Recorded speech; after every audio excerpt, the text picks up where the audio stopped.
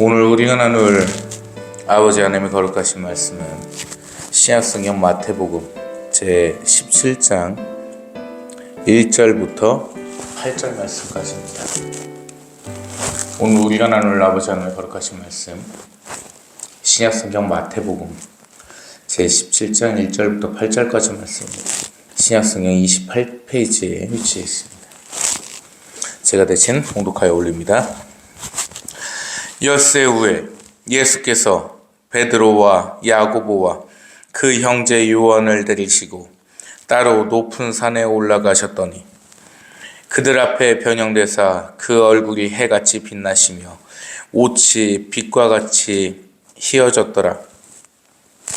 그때 모세와 엘리야가 예수님과 더불어 말하는 것이 그들에게 보이거늘 베드로가 예수 그리스도께 여쭤보되 주여, 우리가 여기 있는 것이 좋사오니 만일 주님께서 원하시면 제가 여기서 초막 셋을 짓되 하나는 주님을 위하여, 하나는 모세를 위하여, 하나는 엘리야를 위하여 하리이다. 말할 때에 호련히 빛난 구름이 그들을 덮으며 그 구름 속에서 소리가 나서 이르시되 이는 내 사랑하는 아들이요 내 기뻐하는 자니 너희는 그의 말을 들으라 하시는지라. 제자들이 듣고 엎드려 심히 두려워하니 예수님께서 나와 그들에게 손을 대시며 이르시되 일어나라 두려워하지 말라 하시니 제자들이 눈을 들어보매 오직 예수 그리스도 외에는 아무도 보이지 아니하더라. 아멘. 아버지 하나님 감사합니다. 아버지의 영광과 은혜와 사랑 가운데 이 거룩한 주일 아버지께 예배를 올려옵나이다. 아버지께 나아와 아버지의 강복을 바라오며 아버지의 은혜를 바라오며 아버지의 용서를 바라옵나이다. 믿음으로 드려지는 이 제사가 아버지 앞에 기쁘게 흠양되기를 원하옵나니 이 시간 이끄시어 주시옵소서. 오늘 주시는 말씀을 가지고 이 악한 세상 승리케 하옵시고 이 악한 세상을 이겨 아버지께 영광 돌리게 하여 주시옵소서. 우리 구주 예수 그리스도님의 거룩하신 이름으로 기도 올려옵나이다. 아멘. 벌써 정초라서 또 설 명절이 열렸습니다. 그래서 명절 새러 가시는 분들도 계실 거고 여러분들 계실 건데 좋은 설 명절이 되시기를 바라면서 먼저 우리 김태권 목사님, 우리 김태권 열사님께서 전국 환송 예배가 지난 주에 다 끝났습니다. 끝나서 저는 이제 좀 장례식장을 다녀왔고요. 그래서 그 아드님 이제 김한진 씨라는 분인데 아드님한테 좀 명함도 전달하면서 어려운 거 있으면 연락하셔라 이렇게 좀 얘기도 했었고 이제 김태권 목사님께서 공수처 앞에서 이재명도 체포를 안 하고 당대표라고 해서 구속도 안 하는데 어떻게 대한민국 대통령을 체포를 하고 구속을 하려 드냐 이거에 억울하셔가지고 나무에서 몸을 묶으시고 이제 부탄가스를 연결해서 그 나무에다 같이 묶으셔가지고 터뜨리셨습니다. 그래서 몸을 이제 바쳐서 이 애국을 위해서 구국을 위해서 순교하셨습니다. 아마 2020년대 들어서는 순교하신 분께서 유일하게 한 분이신 것 같아요. 참 가슴이 너무 아프더라고요. 갔는데 이제 목사님께서 사진 이렇게 놓잖아요. 뭐 변변한 양복을 입으신 것도 아니고 그 목도리에 빵모자 하나 쓰시고 맨날 이렇게 구국운동 다니셨던 것 같아요. 그 아드님 얘기 들어보니까 평생을 그렇게 사셨답니다. 나라 생각해야 된다. 나라 생각해야 된다. 목사가 해야 될 그거밖에 없다. 이렇게 좀 하셨다고. 너무 이제 가슴이 아파가지고 이게 말만 나오면 그러네. 말만 나오면 머리 나는데 우리 목사님 김태권 목사님 열사님 천국에서 꼭 뵙겠습니다. 그래서 남은 유가족들이 예수님 믿고 한평생 하나님의 강복 아래 살다 또 천국 가시기를 바라고요. 이 시간 우리 김태곤 목사님을 위해서 열사님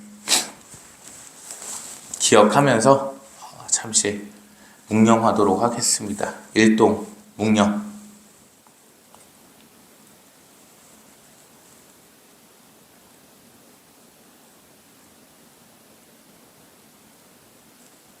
바로 나라가 어려울 때 이 목사들이 나선다는 건 당연한 일입니다. 아버지께서는 그렇게 명을 하셨고, 이 땅이 시끄럽고 어지러울 때 목숨 바쳐 투쟁하는 것, 악과 투쟁하는 게 목사의 본분이라고는 분명히 말씀을 하셨죠. 어찌 보면 더 넓게 보면 이제 성도의 의미가 있는데 그러지를 못해서 참 안타깝습니다. 윤석열 대통령이 이런 불법 수사, 불법 체포, 불법 구금 이런 사태들을 봤을 때 기독교에서 과연 무슨 목소리를 내고 있었냐? 아무도 목소리를 내지 않았어요. 지금도 유튜브에 들어가 보면 명절이 됐다고 서로 축하하고 기뻐하고 그 꼴값들을 떨고 있어요. 그것이 과연 교회냐? 그것이 교회가 아니라는 겁니다. 그저 장사치에 불과하고 사교 모임을 하는 것들에 불과하다는 거예요. 장담하는데 그런 것들 결코 구원 없습니다. 절대 구원받을 수가 없습니다. 왜? 내가 사랑하는 내 조국이 위험에 빠졌고 내 나라가 위험에 빠졌는데 그것에 대해서 함구하고 있고 악의 세력에 대해서 한마디도 못한다. 그게 어떻게 성도의 모습입니까? 그거는 그냥 사교 모임 자체입니다. 예전에는 이단에 빠지고 사이비에 빠진 자들을 보면서 어떻게든 구해줘야지 이런 마음이 들었는데, 물론 지금도 부탁을 하고 하면 이렇게 좀 구해주고는 합니다만은 전혀 의지가 없어 보이고 하면 그냥 그대로 놔두는 겁니다. 그냥 그렇게 살게. 왜? 애초에 택함받지 못했던 백성이기 때문인 거죠. 알면서도 성령 해방죄를 저지르고 있고 아버지 앞에 나아갈 생각이 없는 자들, 결국 그들의 말년은 치욕입니다. 절대 살 수가 없죠. 그 가운데서 그냥 살도록 놔둬버리는 겁니다. 왜? 세상이 너무 썩었고 세상이 너무 부패했다는 겁니다. 늘 말씀드리지만 신천지 때문에 우리가 함구하고 있었던 사실, 구원받을 자는 14만 4천 명이 실수라는 얘기예요. 이 60억의 인구 중에서 구원받을 자는 14만 4천 밖에 되지 않는다는 겁니다. 뭘 그걸 사람의 인본주의적인 생각으로다가 구약시대 때 12지파, 신약시대 12사도 곱해가지고 많은 숫자 1000, 성경에서 완전한 숫자를 7이라고 표현한 것도 인간적인 생각이라고 하는데 도대체 1000 뭐예요?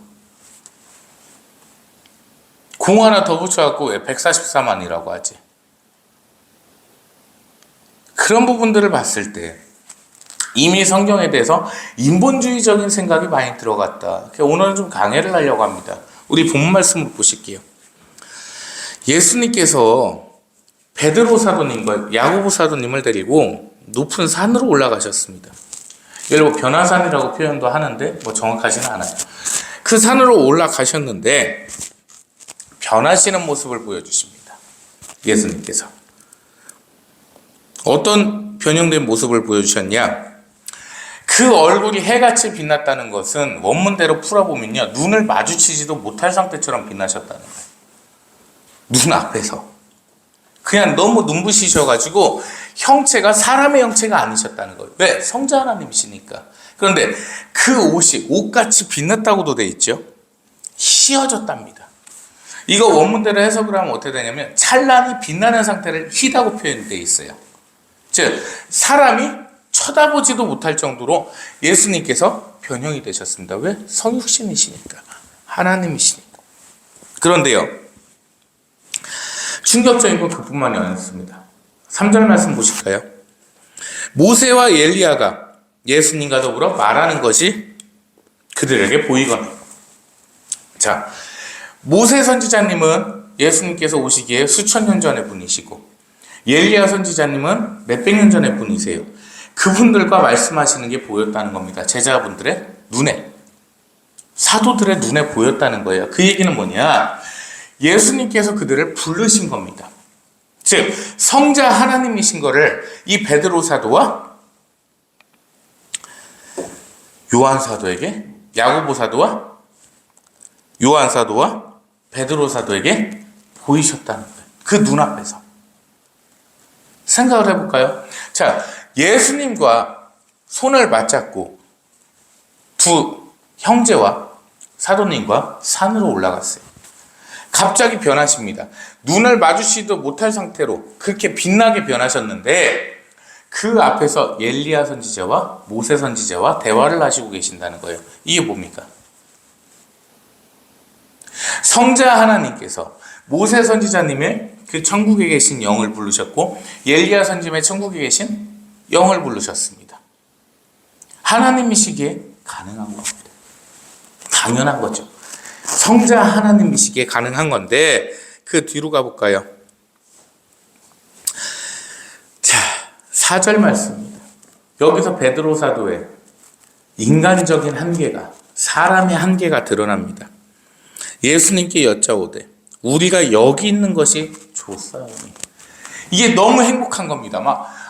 이제 진짜 우리 주님께서, 우리 랍비께서 대단하신 분이시구나라는 건 알겠는데 이렇게 같이 있는 게 너무 좋은 것 같아요. 여기가 막 빛나기도 하고 영광스럽기도 하고. 그래서 여다가 초막집을 3개를 짓겠다고 하십니다. 근데 집을 짓는데 하나는 우리 주님을 위해서 짓고, 하나는 엘리야 선지자님을 위해서 짓고, 하나는 모세 선지자님을 위해 짓겠다. 그런데 자신들을 위해서 짓는다는 얘기는 없어요. 그 이유는 뭐겠습니까? 저희는 초막이 없어도 됩니다. 이 바닥에만 있어도 행복할 것 같습니다. 겸손을 드러내는데요. 겸손을 드러내는데 문제가 뭐냐? 성자 하나님이신 것을 인정을 못했다는 겁니다. 하나님께서 초막에 머무르시겠습니까?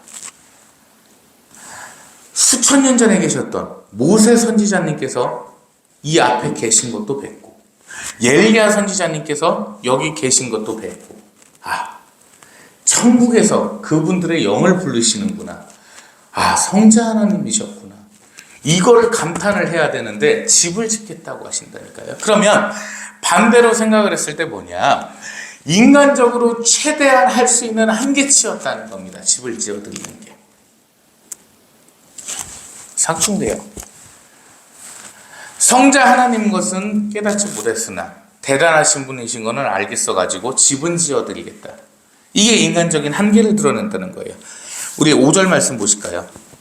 말할 때 호련히 빛난 구름이 그들을 덮으며 구름 속에서 소리가 나서 이르시되 이는 내 사랑하는 아들이요 내 기뻐하는 자니 너희는 그의 말을 들으라 하시는지라. 아멘. 이 말씀이 뭐냐면, 자, 이 사도들이 성자 하나님이신지를 깨닫지를 못하니까, 사람의 한계가 보이니까 아버지 하나님께서 직접 말씀을 하십니다. 빛난 구름 속에서 소리가 나서 들렸다 하시죠. 이 구름은요, 성경에서 되게 중요한 수단인데, 왜냐면 예수님께서 승천하실 때도 구름이 있었고 여기서도 구름이란 존재가 있습니다. 이 구름을 갖다 원문대로 보면 지금 하늘에 떠 있는 구름이 맞아요. 맞는데 좀 더 자세하게 설명을 하자면 감히 사람이 쳐다보지 못하고 만지지도 못하는 그 영광스러운 빛으로다가 해석이 돼 있어요. 빛으로다가. 자, 어쨌든 그 위에서 소리가 나서 이르시는데 그분이 아버지 하나님이십니다. 내 아들아, 너희는 그의 말을 들으라. 성자 하나님이심을 성부 하나님께서 선포해 주셨습니다. 자, 그런데요, 내가 같이 계시던 분이 하나님의 독생자시고 하나님의 아들이시고 성자 하나님이신데 어떻게 하실래요? 이해하는 선생님 어떻게 하실래요? 엎드려야죠. 하나님이시라는 거 아는데, 그리고 기쁘지 않겠습니까? 나와 함께 잡수시고 주무시고 대화하시고 그랬던 분이 성자 하나님심을 성부 하나님께서 말씀을 해주셨잖아요. 그런데 어떻게 했냐? 6절에 제자들이 듣고 엎드려 심히 두려워하니. 이게 사람의 한계라니까요. 무서운 거예요. 야, 저 위에서 소리 났다 큰일 났다. 우리 죄 졌는갑다. 어떤 모습이 이렇게 좀 겹쳐지시나요? 예수님께서 물리로 걸어오실 때 제자들이 바들바들 떨고 있어요. 유령이라고 하면서. 그게 사람의 한계라니까요. 그게 사람의 한계 자체는요, 상당히 낮다는 거예요. 아버지 하나님의 거룩하신 음성을 듣고서 그것을 영광스럽게 생각하는 게 아니라 무서워서 바들바들 떨고 있는 거예요. 그때 예수님께서 어떻게 하십니까? 예수님께서 성육신으로 이 땅에 오셔서 그 제자들의 모습을 다 보셨어요. 어느 정도의 수준을 갖고 있고 어떤 마음을 갖고 있는지를 보셔서 7절 말씀에 말씀하십니다. 그들에게 손을 대시며 이르시되 일어나라 두려워하지 말라 하시니. 니네 무섭지? 알아. 그 마음 알아. 겁내지 말고 일어나. 괜찮다. 이분이 하나님이십니다. 하나님께서는요, 사람을 그렇게 높이 보시지를 않아요. 피조물이기 때문에 얼마나 낮은 수준 속에서 얼마나 낮은 한계를 가지고 하나님 앞에 죄를 짓고 함부로 살고 이미 다 아시고 계신다니까요. 인간적인 생각이라면 어때요? 어떻게 아버지께서 말씀하시는데도 불구하고 너희는 그러고 있느냐? 그러고도 너희가 내 제자느냐? 이렇게 하시겠죠. 그렇게 안 하십니다. 일어나라, 괜찮다. 무서워하지 마. 이분이 성자 하나님이십니다. 그냥 그 성육신을 십자가에 박히시면서까지도 사람을 사랑하셨고 불쌍히 여기셨고 무언가라도 더 해줘서 그들이 깨닫기를 바라셨던 분, 그분이 성자 하나님이십니다. 오늘 이 강해 설교에서 세 가지 대지를 하려 합니다. 자, 첫 번째, 어느 순간 우리의 신앙생활 속에서 아버지 하나님이라는 단어와 성자 하나님이라는 단어가 사라졌습니다. 강복이라는 단어가 그 세 개가 사라졌어요. 어느 순간부터 아버지 하나님, 아버지란 단어가 사라지고 하나님으로 바뀌기 시작했습니다. 우리 엄마 기도하실 때 보면 그냥 아버지. 제가 어린 시절에 6, 7살 시절에 그 말씀을 해주시는 거예요. 막내야, 기도하고서 항상 아멘을 해야 된다. 아멘을 안 하면 아버지께서 안 들어주신다. 그게 얼마나 순수한 신앙이었냐는 거죠. 그냥 성경 말씀에 있는 그대로 너희는 이렇게 기도하라. 아멘. 그게 너무 순수하고 순전한 신앙, 아이 같은 신앙이었었습니다. 그러다 보니 아버지라고 부르는 겁니다. 80이 된 장로님도 아버지 하나님, 5살짜리 주일학교 어린이도 아버지 하나님. 그런데 어느 순간 아버지 하나님이라는 단어가 사라지기 시작했습니다. 왜일까요?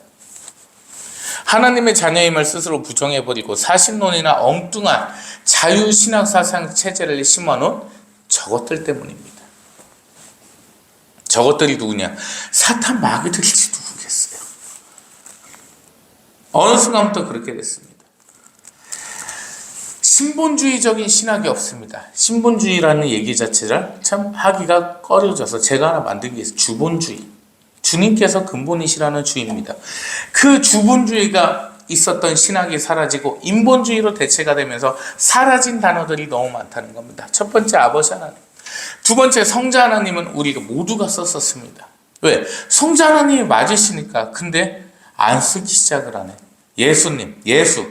어디다 대고 감히 님자를 안 붙여, 이 마귀 새끼들아. 버러지 같은 놈들. 성자 하나님께서 하나님이심을 인정하지 아니하는 인본주의 신학으로 가다 보니까 사이비나 이단들의 특징이 뭐냐?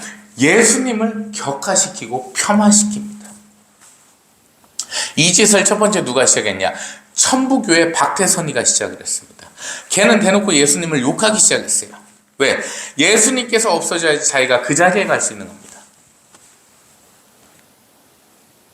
인간적인 욕심에 MBC를 없애고 그 자리에 국제일보가 들어가기를 원하는 마음처럼 그런 인간적으로 못된 생각이 예수님을 폄하시키고 격하시키기 시작했다는 겁니다. 그러다 보니까 성자 하나님이라는 단어가 사라지고 예수님, 예수라는 말도 안 되는 상황이 벌어진 겁니다. 세 번째 뭡니까? 강복입니다. 어느 순간 강복이 축복으로 바뀌었습니다. 축복은요, 빌축자의 복자입니다. 하나님께서 복을 빌어주신다. 말이 됩니까? 말이 안 되죠. 근데 신학 때부터 그렇게 바뀌었습니다. 강복이란 단어가 사라진 지가 오래가 돼버렸어요. 인본주의적 신학. 즉, 점차 우리 좌빨들이 지금 이 한반도에 스며들어서 나라가 이렇게 된 것처럼 점차 그 단어 하나하나가 스며들기 시작했다는 겁니다. 아버지께서 내리시는 그 복은요, 오로지 강복입니다. 내릴 강자의 복복자입니다. 복의 근원이 아버지 하나님이시기 때문에 성삼일체, 성부와 성자와 성령 하나님께서 내리시는 그 복은요, 강복밖에 없어요. 왜? 복의 근원께서 복을 내리시는데 누구한테 빌어요? 그래서 강복이라는 단어도 사라지고 어느 순간 축복이 되어버렸다. 그 이유가 뭐냐? 인본주의적 신앙. 하나님을 의인화를 시켜버렸습니다. 그게 문제였습니다. 그러다 보니까 지금의 신앙이 개판이 되어버린 거예요. 자, 두 번째. 아버지 하나님을 따르는 게 아니라 목사를 따르기 시작했습니다. 무슨 얘기냐? 목사를 한 명 세워두면 저 목사를 믿으면 구원을 받을 거라 생각을 합니다. 시키는 대로 합니다. 그게 문제입니다. 뭐가 문제냐? 이 성경 말씀을 보면서 목사가 실수를 할 수도 있고 잘못할 수도 있습니다. 그런 것들 때문에 성도들이 이 성경책을 봐야 되는 거예요. 마르틴 루터 목사가 개혁을 하면서, 종교 개혁을 하면서 첫 번째가 뭐였냐? 이 성경 말씀을 일반 성도들도 볼 수 있게 하라. 그 이유가 뭡니까? 이 신도들도 봐야지 말씀이 옳고 그름을 알 거 아니냐, 설교가 옳고 그름을 알 거 아니냐.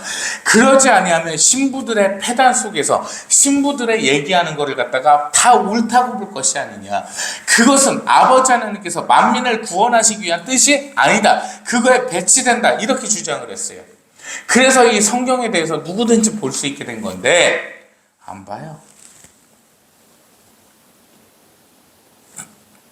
설교나 1시간 듣고 저 얘기가 다 맞겠지. 그게 무슨 신앙생활이에요. 말은 하나님과 1대1 관계라고 떠들면서 1대 300, 1대 5천이 돼버리는 거예요. 목사를 믿게 된다니까요. 그냥 목사가 하면 다 옳은 거예요. 집회소를 하나 교회를 하나 다니는데 교회에다 자판기 놓고 장사를 하고 있습니다. 말씀에 성경에 장사하지 말라고 했죠. 우리 목사님이 하시는 건데 뭐 당연히 성경적인 거겠지. 이렇게 생각을 해버린다고요. 해외 선교 간다고 짓거려 놓고서 선교라는 게 뭐예요? 그 많은 인파들한테 외국에 나가서 하나님을 전하고 말씀을 전하고 그들과 함께 동고동락하는 겁니다. 바울 사도님처럼. 바울 사도님께서 선교 가셔가지고 어디죠? 뭐 코인 호텔에 머무셨습니까? 비즈니스 호텔에 머무셨습니까? 그들하고 같이 땅바닥에서 주무시면서 천막을 꿰매는 그 장수를 하시면서 일당을 버시면서 땅바닥에 생활하셨습니다.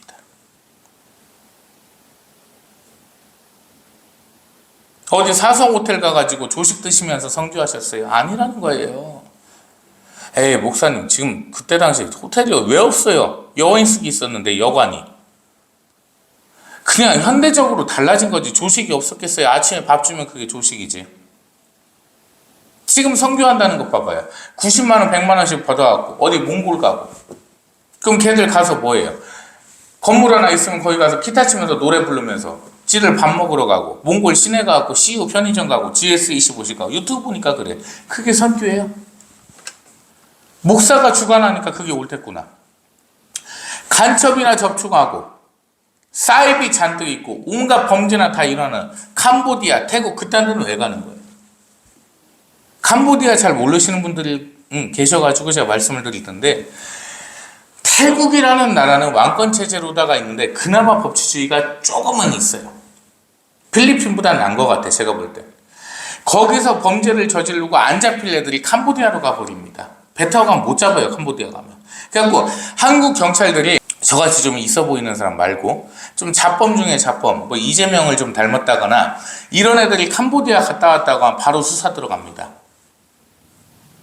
캄보디아는 범죄의 온상지거든요. 거기서 간첩하고 접촉하고 민노총 그 간부에도 접촉하고 다 나왔잖아요. 그런데 가서 무슨 선교를 해? 말같지도 않은 소리죠. 허짓거리 하는 겁니다. 나는 그 가는 애들이 간첩이라는 생각도 머릿속에 갖고 있습니다. 자, 사람의 한계점이 이렇게 낮다 보니까 어떤 일이 벌어졌느냐. 이번에 윤석열 대통령의 불법 체포 사건 속에서 관저에 그렇게 진입을 하고 그럼에도 불구하고 그 아스팔트 길에 수많은 어르신들이 돗자리 하나 깔고서 누워 있었잖아요. 지키겠다고. 근데 그거를 이용해 먹었습니다. 가두리 쳐가지고 정작 관저는 못 지키고 자기들 방송하기 바빴습니다. 노래하기 바쁘고 웅변대회 하기 바쁘고 콘서트장을 만들어버렸습니다. 그게 사람의 한계라는 거예요. 그럼에도 그들을 추종하고 있습니다. 정광훈이 어디 대학교 나왔습니까? 어디 대학원 나왔어요? 신혜식이 어디 대 나왔습니까? 안양공업대 그 2년짜리 나왔어요. 배인규 어디 대 나왔어요? 방통대 나왔다는데 나온 사실조차도 불분명합니다. 저 어디 대학원 나왔어요? 그게 사람의 한계라는 거예요. 일개 유튜브들 따르면서 그게 옳다 싶어서 우르르 몰려가는 그 군중심리라는 겁니다. 이 군중심리가 인간의 속성을 바닥으로 치닫게 하는 거예요. 아주 못된 짓거리를 하게 하는 게 바로 이 군중심리입니다. 예수님께서 십자가에 계시고 빠라빠가 십자가에 있을 때 누구를 풀어주리? 빠라빠를 풀어주소서. 이게 인간의 군중심리였다고요. 그 못돼 처먹은 군중심리가 지금까지 이어왔다는 겁니다. 저는 지금이 말세의 때라고 봅니다. 왜? 이미 너무 많은 것들이 벌어지고 있었어요. 우리가 일루미나티라고 하면 아예 그냥 공개 자체가 되지 않았던 겁니다. 그냥 그림자 정부, 글로벌리스트, 어떤 후리메이슨 이런 것들만 그냥 듣기로만 들었지 실체는 몰랐단 말이에요. 자, 그런데 이번 서부지법 사태를 통해서 이태원 압사 사고 통해서 다 드러났습니다. 눈깔 하나 있는 그림이 있고 해괴한 그림이 있고 염소 모양 그림이 있고 이걸로 내 일루미나티의 존재가 드러났습니다. 세계 정부를 통합하고 세계 은행을 통합하고자 하는 그 일루미나티의 미친 정신, 그게 드러났다는 거예요. 자, 그러면 이것으로 다 끝나겠느냐? 그 뒤에 최종 보스는 당연히 있겠죠. 저는 그걸 통일교라고 봅니다. 이미 관련된 사건들이 벌어지고 있고 음료는 소리 소문 없이 다가왔습니다. 계시록 말씀을 보셔도 그래요. 우리 계시록 말씀 잠깐 볼까요? 자, 8절 말씀, 우리 요한계시록 13장 8절 말씀.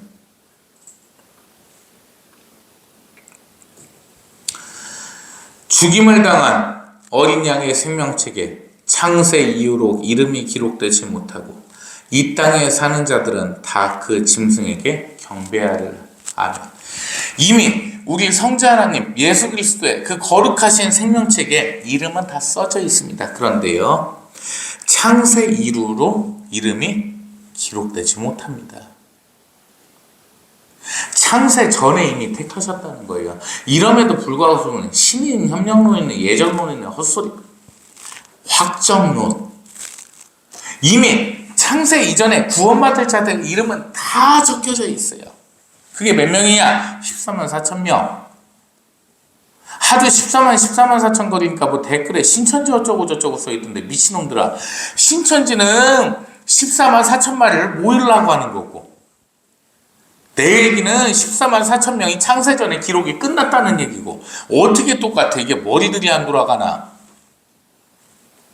이미 14만 4천 명의 이름은 다 쓰여 있어요. 창세 전에. 즉, 그 자들이 이기는 자들이고 그 자들이 구원받을 자들이라는 거예요. 그 14만 4천 명이 어떤 자들이냐? 음녀 마귀와 싸우는 자들인 겁니다.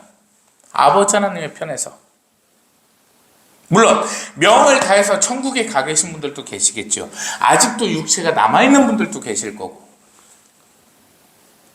그 자들을 빼고는 어떻게 해요? 말씀 다시 보세요.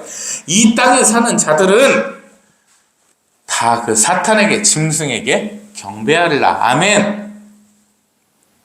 말세는 그냥 이렇게 갑자기 다가오는 겁니다. 이미 말씀에 써 있는데 뭔 의심을 하고. 제가 참 기막힌 일이 있는데, 여기 세종시에서 윤석열 대통령 탄핵반대 집회를 하면서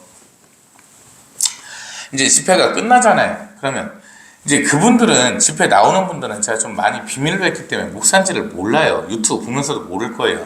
국제일보 유튜브 찍는 사람인지 알더라고. 근데 우리 국제일보는요, 법인 기업이고요. 그 유튜브는 이제 그 채널을 갖다 이제 운영을 하는 건데 수입이 그렇게 크게 되지는 않습니다. 어쨌든 그래도 5만 분이 넘어서 참 너무 감사합니다, 아버지. 하여튼 그 국제일보 유튜브에서 하는지 알아요. 그러니까 나를 뭐 배인규나 신혜식 취급하는 것 같은데 참 수준이 참 낮아요. 많이 낮는데 뭐 그 친구들을 제가 뭐 굳이 깨워줄 필요는 없는 거예요. 뭐 이런 상황에 그냥 적에 적은 친구니까 집회 나오면은 예 고맙습니다 하고 마는 건데, 사설이 기른 이유가 뭐냐면, 그렇게 집회를 갖다가 열심히 눈 속에서 눈사람 돼가면서 하고, 이게 등치가 크다 보니까 면적이 넓어갖고 눈도 많이 맞아요. 그래갖고 더 추워. 그렇게 이제 눈을 맞고 집회를 한 다음에 진짜 같은 동지들 냈었으니까 식당을 들어갑니다. 음식점 들어가서 따뜻하게 오뎅탕이라도 하나 시켜놓고 먹고, 뭐 술 드실 분들은 술도 사주고. 그런데 그 술집 들어가잖아요. 뭐 식당 들어가잖아요. 신나서 노래 부르고 떠들고 난리예요. 기집애들 막 소주병 뚜껑 따고 막 흔들면서 놀고 있고. 이 상황인데 현직 대통령이 불법 체포를 당하고 불법 구속을 당해서 이러는 마당에도 그 놀기에 바쁘다는 겁니다. 이게 현실이라는 거예요. 즉 사람의 본성은 그렇게 악하다는 겁니다.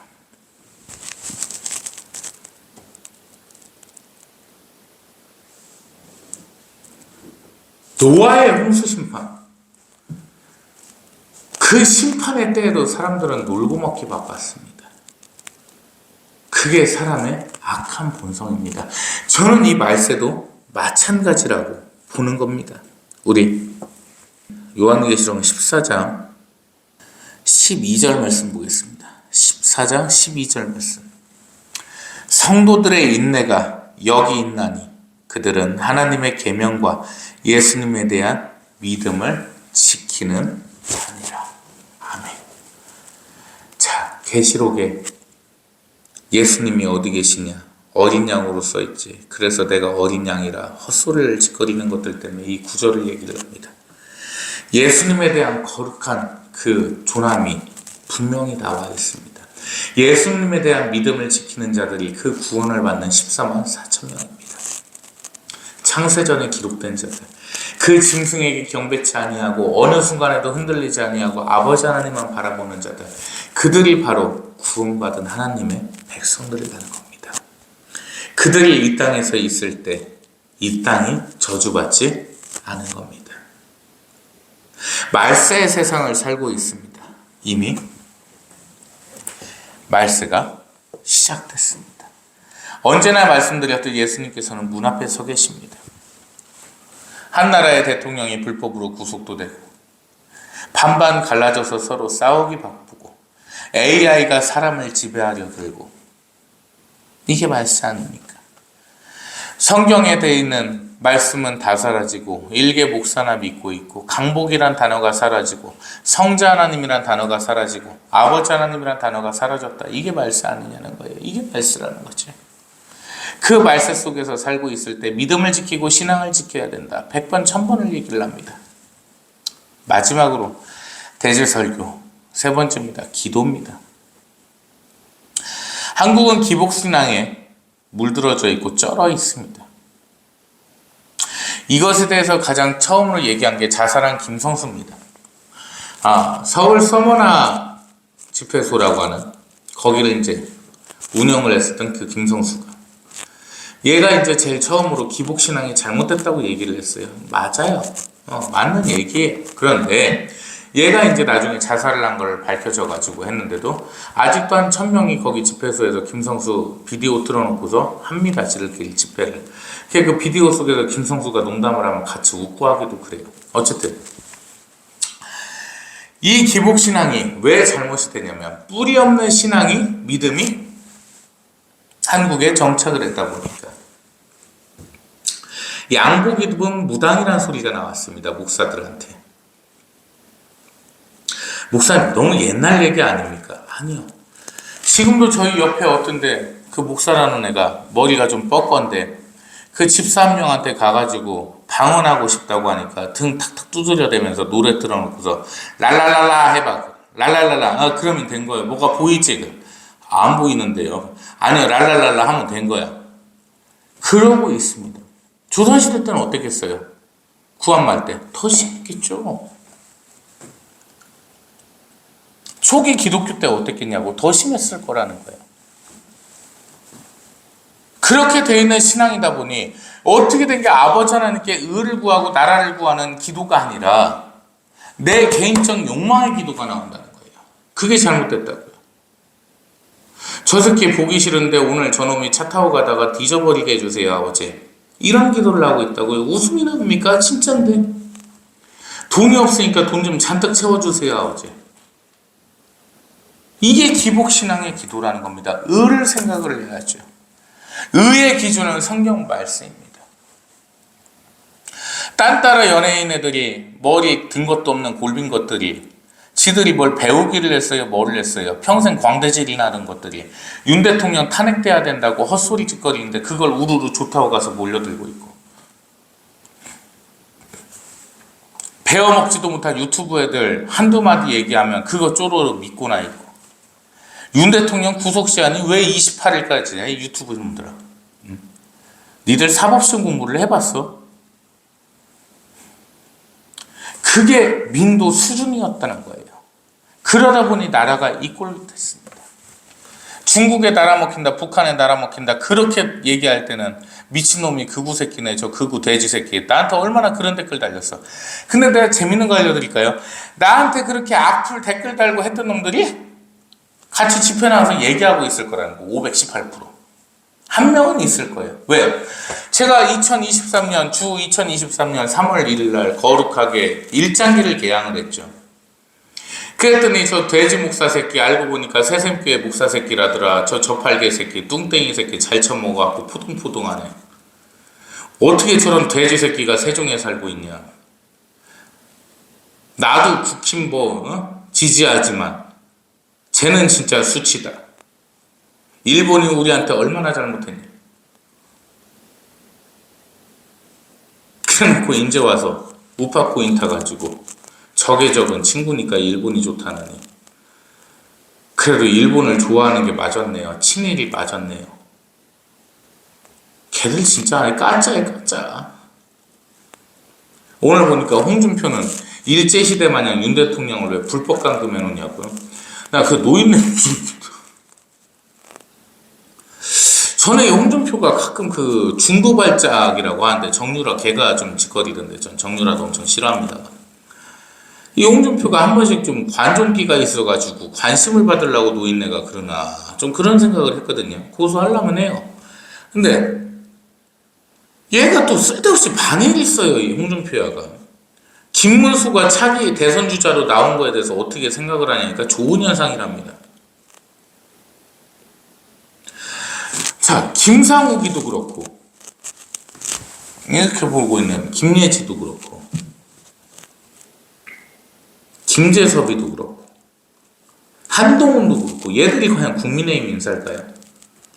나 일장기 걸었을 때 그렇게 내욕을 갖다 했던 놈들이 이제 와서는 일본하고 뭐 이란 동맹을 갖다 유지를 해야 된다고? 이재명도 지 급하니까 지 발등에 불 떨어지니까 지지율 내려가고 그 코타까리까지 떼주던 박찬대한테도 무시당하니까 이제 미쳐가지고 한미동맹이 굳건하니까 북한 까불지 말라니 헛소리 작작에 대고 갑자기 일본에 친한 척하고 원조는 나라 이기야. 다 가짜예요. 다. 인간이 얼마나 멍청하고 무지하냐는 거예요. 인제 와서 일본이 좋대요. 인제 와서. 그렇게 욕을 하다가 지금 탄핵반대 집회 나가고 2030 애들 나오고 나가고 골빈 애들 잔뜩 나가죠. 전 저 새끼들 좋게 안 봅니다. 목사님, 그래도 지금 전쟁 중인데요. 쟤들 필요 없어요. 왜? 나중에 문재인이 마냥 감성 검드는 대선 후보 나오면 또 걔 찍는다니까, 민주당에서 나오면. 저 나가는 젊은 애들 중에 일장기 걸었을 때 훌륭하신 분이 나셨구나. 야, 이정우 을사님이라고 불러야겠다. 참 목사님이시노 이게. 진짜 저런 분이 어디 계셔? 세종에도 훌륭한 인물께서 계시는구나. 이렇게 얘기했던 애가 있을까요? 없을까요? 없지. 악플이 99.9%였는데 다 저를 욕했던 애들이라는 거예요. 반공, 멸공, 북진통일 계속 얘기했던 사람인데 저는 그 저를 욕했던 사람들이라는 겁니다. 쟤들이 무슨 진짜예요. 쟤들이 가서 윤 대통령 지켰습니까? 아니요. 경호처에서 지켰습니다. 김성훈 경호차장이 지켰습니다. 제발 깨어나십시오. 말세 때는 원래 그렇습니다. 군중심리로 우르르 다 몰려나가요. 이번에 봤잖아요.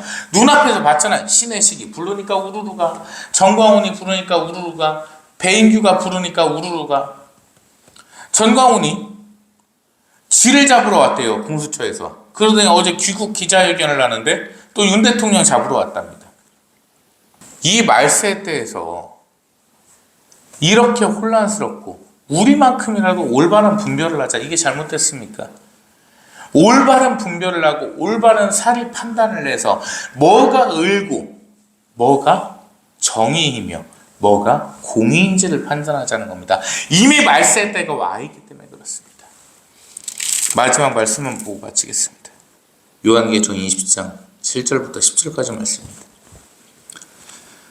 천년이 참해 사탄이 그 옥에서 놓여 나와서 땅의 사망 백성 곧 곡과 마곡을 미혹하고 모아 싸움을 붙이리니 그 수가 바다의 모래가 들리라. 그들이 지면에 널리 퍼져 성도들의 진과 사랑하시는 성을 두르매 하늘에서 불이 내려와 그들을 태워버리고 또 그들을 미혹하는 마귀가 불과 유황못에 던져지니 거기는 그 짐승과 거짓 선지자도 있어 세세토록 밤낮 괴로움을 받으리라. 아멘. 여러분을 미혹하고 여러분을 구원해서 멀어지게 하는 악한 것들은 이 최후의 심판 속에 갈 수밖에 없는 존재들입니다. 의에 서십시오. 공의에 서십시오. 정의에 서십시오. 그것이 우리가 구원을 받을 수 있는 유일한 방법입니다. 기도합니다. 아버지 감사합니다. 아버지 크신 사랑과 영광과 은혜 가운데 이 시간 아버지께 예배를 올리나이다. 지난 2024년 아버지의 은혜와 사랑으로서 지내었고 이 25년의 시작을 아버지께 고아오니 이 한 해도 강복하시어 주셔서 언제나 아버지 편에서 떠나지 않게 하여 주시옵소서. 마음이 괴롭고 몸이 괴로워 아버지께 나아왔습니다. 모든 것들을 해결하여 주시옵고 마음의 평온함을 내려주셔서 오직 아버지께만 영광 올리는 하루하루가 될 수 있도록 이끄시어 주시옵소서. 특별히 아버지 하나님, 김태곤 열사, 김태곤 목사님을 기억해 주셔서 그 가족들이 예수님을 믿고 구원받게 하여 주시옵고 그 집안의 아버지 하나님의 강복이 세세토록 있게 하여 주시옵소서. 나라가 흔들리고 정신이 없습니다. 아버지께서 개입하시며 역사하셔서 이 나라가 아버지께 영광을 돌리는 나라가 될 수 있도록 이끄시어 주시옵소서. 은혜와 사랑에 감사와 찬양을 올려오며 우리 구주 예수 그리스도님의 이름으로 기도 올려옵나이다. 아멘. 이제는 아버지 하나님의 무한하시고도 극진하신 사랑하심과 성자 하나님의 그 크신 사랑과 성령 하나님의 늘 부어주시는 은혜가 이 시간 하나님 앞에 엎드려 하나님의 편에서 떠나지 않는 하나님의 거룩한 백성들 머리 위에 이 나라와 이 민족이 온 세계 열방 위에 이제로부터 영원 무궁토록 항상 함께 계실지어다. 아멘.